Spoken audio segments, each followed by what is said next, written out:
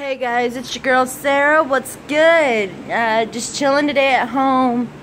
I've actually officially got my house clean, so I'm not ashamed to show you guys. This is my home. My sweet, aside from the random paper plate, we've got YouTube on the tube, Skype on the, and my makeup on the desk when I do my makeup for you guys. Then we've got my kitchen where I'm currently cooking some awesome home fries, man. So I so far have had one viewer. Thank you for your view. I do appreciate it. I am newer to YouTube as far as being a broadcaster, but I've been watching broadcasts for a while, and I can honestly say that putting you guys in my life is starting to get a little more interesting for me. Today we're going to talk about mental health and how it affects everyday people. I am certified crazy. I have a lot of psychiatric disorders, so growing up I wasn't really well understanding. I was actually a guinea pig for a lot of people, and I was misdiagnosed as ADHD. Turned around a couple months later, it was bipolar. And you know, as a child growing up on medicine, I have gained a lot of weight. I mean, I wouldn't say I'm huge, but I'm not really little either.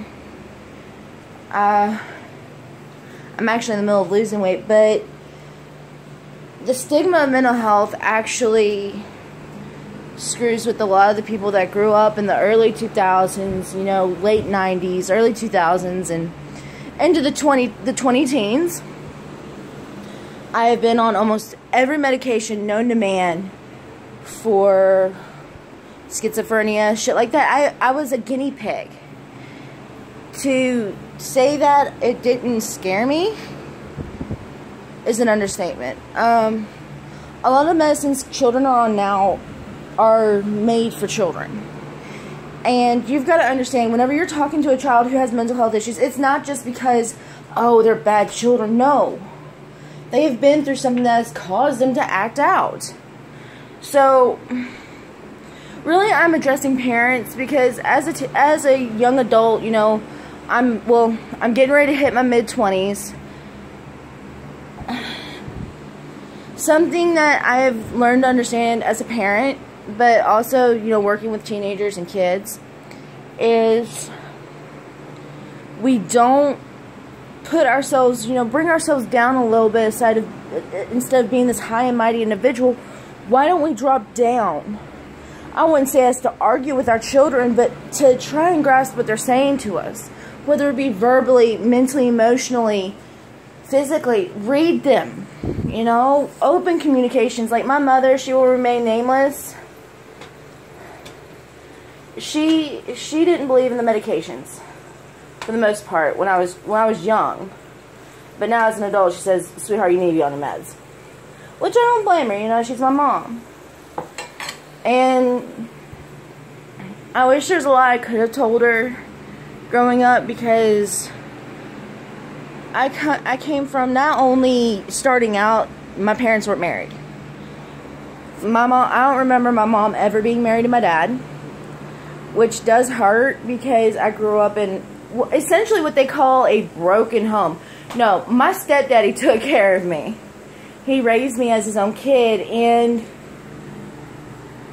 when we started to be able to talk, it was because I was being sexually abused. And I can honestly say, again, my family will remain nameless.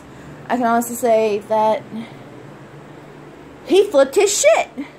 You're not going to hurt one of his kids. You're not going to hurt his baby girl. And I can say, as a survivor, I am not a victim. I'm not going to cry. At least I'm not going to intentionally cry.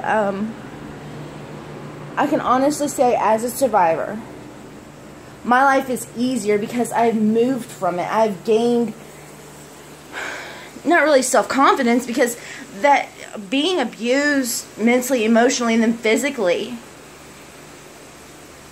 took a lot out of me, you know, wanting to be pretty. At the age, I think it was at the age of 13, I was wearing a size 9 in pants. Which isn't bad. I mean, it's a good size for any teenager to be. But I was 5'2".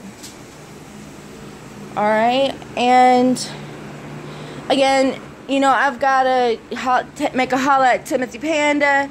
That is my little brother. I can claim him all over. Look him up on Facebook. He's cool as shit.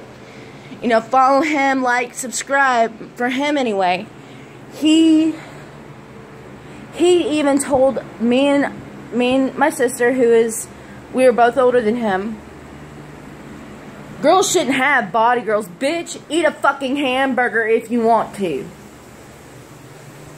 Like, yeah, he grew up with multiple women, multiple strong women. And knew better than to say stupid shit like bitch or fat. But he also grew up being a very sensitive young man. He is not gay as much as I wish he was. He's not gay. He's very just in touch with himself. And he's very wise for his age. Like, I made a post, which you guys can add me, Sarah Catherine Francis Carney, on Facebook. I don't remember my Instagram, but I know it's directly linked. I'm also on LiveMe as Luna, T.T with the truck. Luna, A.T or T.A.T, which is Truckers Against Trafficking. I am against human trafficking, but as I grow my relationship with you guys, I'll go into the reason I'm against it. But today we're mainly talking about mental health and how it affects children as well as their parents. Okay, back in the early days of mental health, you had Sigmund Freud, who said that all of our mental health issues are developed through our subconscious. That's not necessarily the case. Mental health issues is just a problem that we can't vocalize, and it comes out in our actions. And, like, say, I'm having an issue with a female. I'm not going to say shit to her. I'm just going to let her fuck up until I get pissed off enough and go off. Well, say said female has been beating me down and bullying me. Like, I was bullied a lot in school. So, and I am against bullying. If I see any bullying on my page, you will be taken, you will be blocked and no longer allowed to view. I am that asshole. But growing up being bullied, it was a little more difficult for me in high school. I was really weird.